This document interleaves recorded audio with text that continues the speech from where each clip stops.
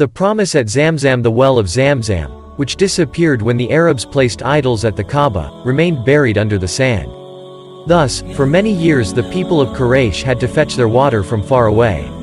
One day Abd al-Muttalib was very tired from doing this and fell asleep next to the Kaaba. He had a dream in which he was told to dig up Zamzam. When he woke up he was puzzled because he did not know what Zamzam was, the well having disappeared many years before he was born. The next day he had the same dream, but this time he was told where to find the well. Abd al-Muttalib had one son at that time, and together they began to dig.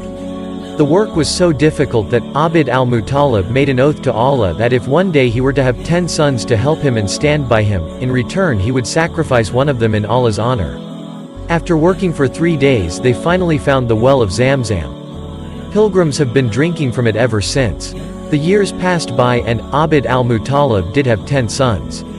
They grew into fine, strong men and the time came for him to keep his promise to Allah.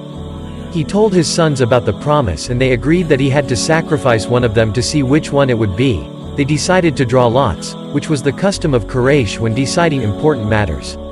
Abd al-Muttalib told each son to get an arrow and write his own name upon it and then to bring it to him.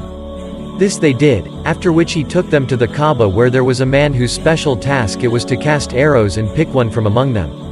This man solemnly proceeded to do this. On the arrow he chose was written the name of Abd Allah, the youngest and favorite son of Abd al-Muttalib. Even so, the father took his son near the Kaaba and prepared to sacrifice him. Many of the Quraysh leaders were present and they became very angry because Abd Allah was very young and much loved by everyone. They tried to think of a way to save his life. Someone suggested that the advice of a wise old woman who lived in Yathrib should be sought, and so Abd al-Muttalib took his son and went to see if she could decide what to do. Some of the Meccans went with them and when they got there the woman asked, "What is the price of a man's life?" They told her, 10 camels, for at that time if one man killed another, his family would have to give 10 camels to the dead man's family in order to keep the peace among them. So the woman told them to go back to the Kaaba and draw lots between Abd Allah and 10 camels. If the camels were chosen, they were to be killed and the meat given to the poor. If Abd Allah was picked then 10 more camels were to be added and the lots drawn again and again until they finally fell on the camels. Abd al-Muttalib returned to the Kaaba with his son and the people of Mecca. There they started to draw lots between Abd Allah and the camels, starting with 10 camels. Abd al-Muttalib prayed to Allah to spare his son and everyone waited in silence for the result. The choice fell on Abd Allah, so his father added 10 more camels. Again the choice fell on Abd Allah, so they did the same thing again and again, adding 10 camels each time.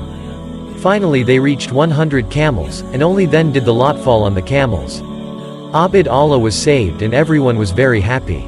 Abd al-Muttalib, however, wanted to make sure that this was the true result, so he repeated the draw 3 times and each time it fell on the camels. He then gave thanks to Allah that he had spared Abd Allah's life.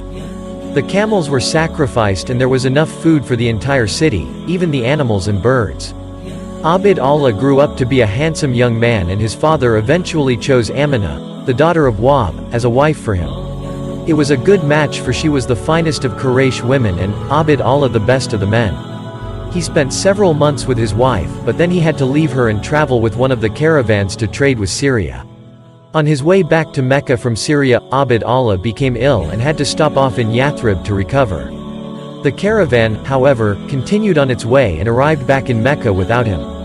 On hearing of Abd Allah's illness, Abd al-Muttalib sent another son, al-Harith, to bring Abd Allah back to Mecca, but he was too late. When he arrived in Yathrib, Abd Allah was dead. Amina was heartbroken to lose her husband and the father of the child she would soon give birth to. Only Allah knew that this orphan child would one day be a great prophet. The elephant refuses to move. Abraha, who came from Abyssinia, a country in Africa, conquered Yemen and was made vice-regent there. Later, he noticed that at a certain time of the year large numbers of people would travel from all over Yemen and the rest of Arabia to Mecca. He asked the reason for this and was told that they were going on pilgrimage to the Kaaba. Abraha hated the idea of Mecca being more important than his own country, so he decided to build a church of colored marble, with doors of gold and ornaments of silver, and ordered the people to visit it instead of the Kaaba. But no one obeyed him. Abraha became angry and decided to destroy the Ka-1 He prepared a large army led by an elephant and set off towards Mecca. When the Meccans heard that he was coming, they became very frightened. Abraha's army was huge and they could not fight it. But how could they let him destroy the holy Kaaba? They went to ask the advice of their leader, Abd al-Muttalib. When Abraha arrived outside Mecca, Abd al-Muttalib went to meet him. Abraha said, "What do you want?" Abraha had taken Abd al-Muttalib's camels, which he had found grazing as he entered Mecca, so Abd al-Muttalib replied, "I want my camels back." Abraha was very surprised and said, "I have come to destroy your holy Kaaba, the holy place of your fathers, and you ask me about some camels?" Abd al-Muttalib replied calmly, "The camels belong to me. The Kaaba belongs to Allah and He will protect it." Then he left Abraha and went back to Quraysh and ordered them to leave Mecca and wait for their enemies in the mountains. In the morning, Abraha prepared to enter the town. He put armor on his elephant and drew up his troops for battle. He intended to destroy the Kaaba and then return to Yemen. At that moment, however, the elephant knelt down and refused to get up, no matter how much the soldiers tried to get it to move by beating it. But when they turned its face in the direction of Yemen, it immediately got up and started off. In fact, it did the same in any other direction, but as soon as they pointed it towards Mecca, it knelt down again. Suddenly, flocks of birds appeared from over the sea. Each bird carried 3 stones as small as peas and they dropped them on Abraha's army. The soldiers suddenly fell ill. Even Abraha was hit by the stones and fled in fear with the rest of his army back to Yemen, where he later died. On seeing their enemy flee, the Arabs came down from the mountains to the Kaaba and gave thanks to Allah. After this, Quraysh gained great respect and became known as the people of Allah, and the year in which these events took place, 570 AD, was named the Year of the Elephant. In that year Allah had saved the Kaaba and He would soon bring forth a prophet from among Quraysh. In the name of Allah, the Beneficent, the Merciful.